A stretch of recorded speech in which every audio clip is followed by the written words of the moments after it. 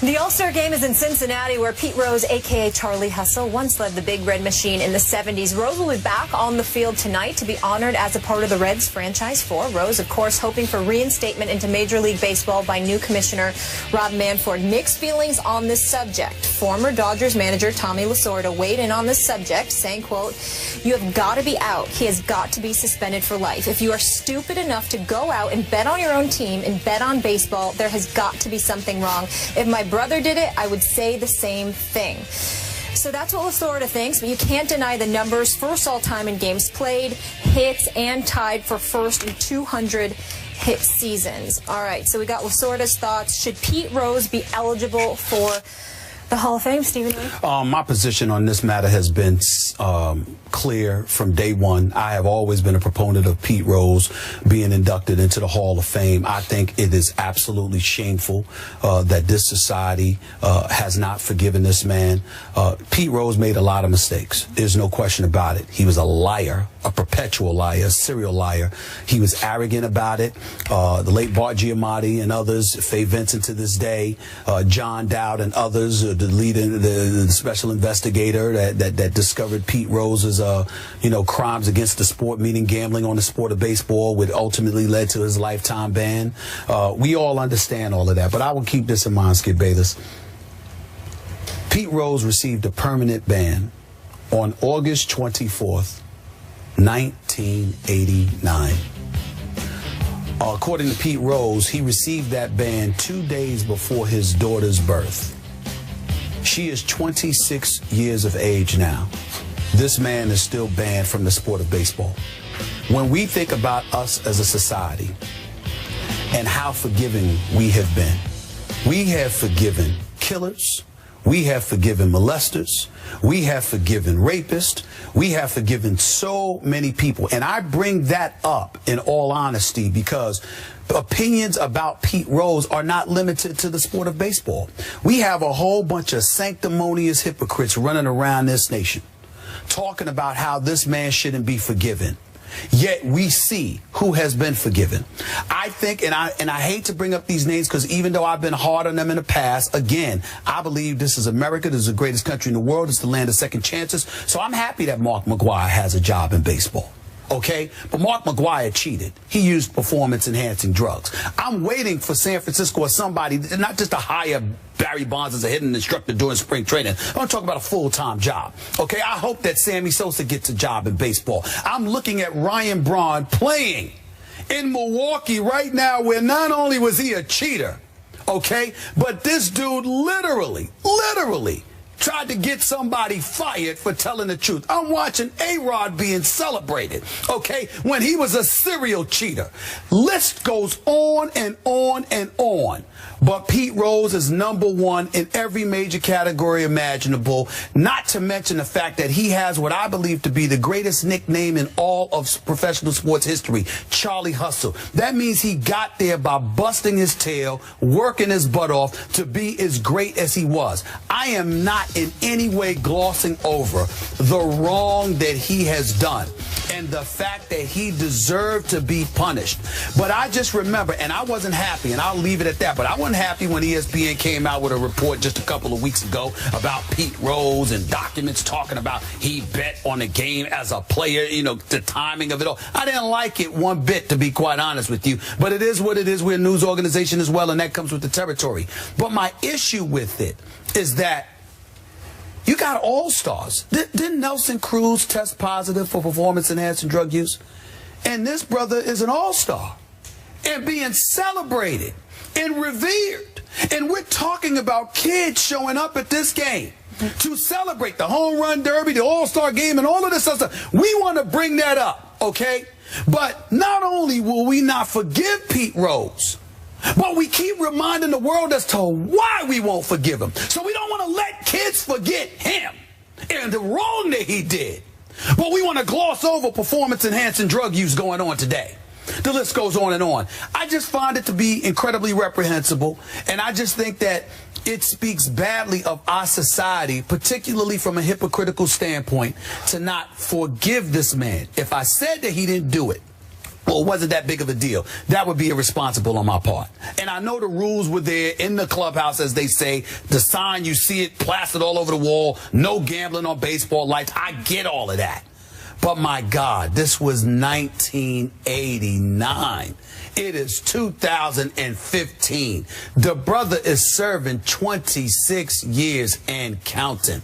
The lack of compassion in this country for this man, I find to be incredibly reprehensible. And I just want to take a moment to applaud the people of Cincinnati, because even though I think they've been a bit overbearing in their support of Pete Rose throughout the years, it is more than apropos. Not only do I want to congratulate the city of Cincinnati, but the sport of Major League Baseball for allowing Pete Rose to be celebrated tonight with Joe Morgan, Barry Larkin, and those guys. And it's just a shame. Ryan Braun, also an all-star as well. Yes, he is. Yes, he is. That's why I brought him up. I'm sorry.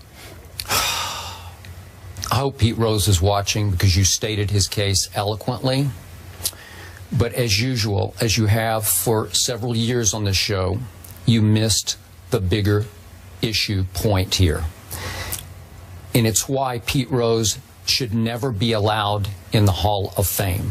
I want to state up front, I have absolutely no problem with Pete Rose being honored and hero worshiped tonight by his hometown, the city that loves him most, the city he once owned, the city of Cincinnati, Ohio. I have absolutely no problem with the fact that Pete Rose for years has made lots and lots of money off his baseball greatness, because as we know all the numbers, there is absolutely no argument, all-time great. Some people think all-time greatest, and I agree with you about his nickname. But now we know for sure that Pete Rose bet on baseball as a manager and as a player. He repeatedly, over many years, crossed a line in the sport of baseball or the sport of basketball or the sport of football or hockey that you cannot cross. He bet on baseball. He threatened the very credibility of the sport. He threatened the trust that the fans have, that this game is played on the up and up. Because I'm going to remind you, Mr. Smith, that back in those days, there was no internet gambling. Pete Rose had to associate directly with the bookmakers or the representatives of the bookmakers, some bad people. And he risked falling into the trap that many athletes in the past fell into. They got into a gambling debt hole, and to get out of it, they had to throw games. What was the biggest scandal this sport has ever suffered? You can throw at me the steroid era. I will throw back at you the 1990, I know it was way before. 1990 Black Sox 1919 scandal. Black Sox scandal. Got it. In which members of one team in the World Series opted to take payouts to throw World Series games. You just cannot risk it. And Pete Rose risked it. And trust me on this, even though we don't have any proof that he bet against his team, it really didn't matter to the bookmakers or the gamblers who were watching closely.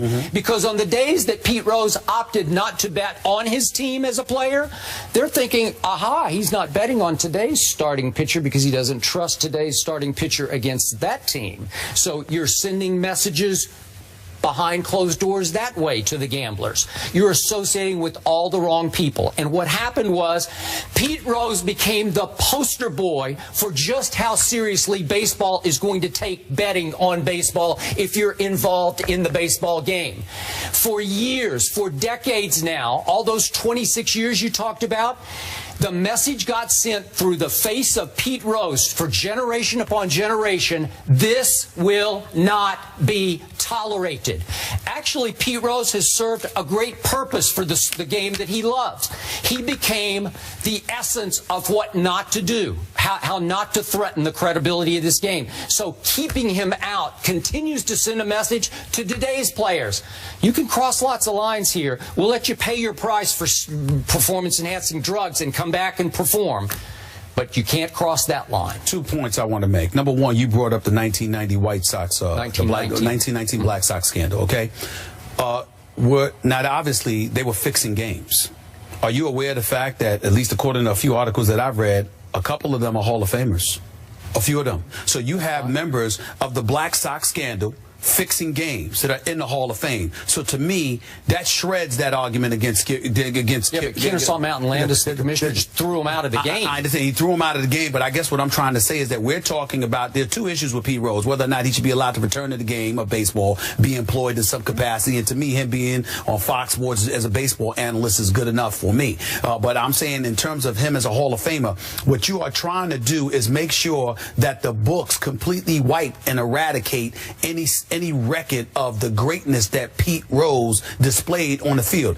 By the way, are the networks willing to give that money back? Is the sport of baseball willing to give the money back that they generated from his exploits on the field when he was doing what he was doing? Whether it's eclipsing Ty Cobb's all-time hits record or doing the things that he's done. No, I'm saying he got paid. I'm talking about the sport and how they benefited from the exploits of Pete Rose. I don't think that they're doing so. And we have to keep that in mind. You've got folks from the Black Sox scandals who are in the Hall of Fame, but we also have to keep in mind this, Skip Bayless. When you talk about Pete Rose and the sport that he helped uplift and what have you, think about this reality. So many times we've heard people say, if Pete Rose had just apologized, if Pete Rose had come clean, if Pete Rose had admitted, etc., he would have been forgiven by now. I'm sorry.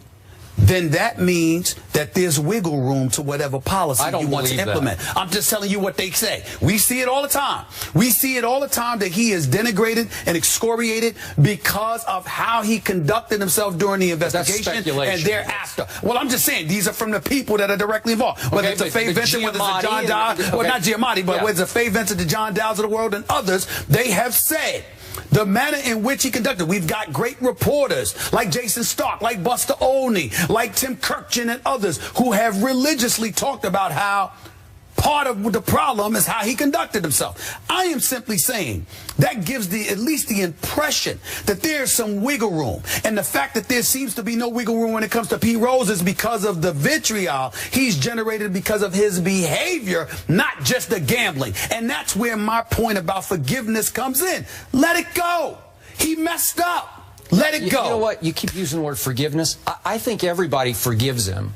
But no one wants to forget what he did. They don't want to let today's generation forget. Hall of Famer Pete Rose deserves to be there because he produced on the field. That should never be erased. You don't want to let him back in the game and give him a salary, that's fine. But you should not be allowed to deny the greatness that somebody gave to us for over 20 years in Major League Baseball. That in itself is just as big of a crime to me. Okay, and last quick point to your Black Sox point. They're not in my Hall of Fame, in my mental Hall of Fame. Sure. Okay.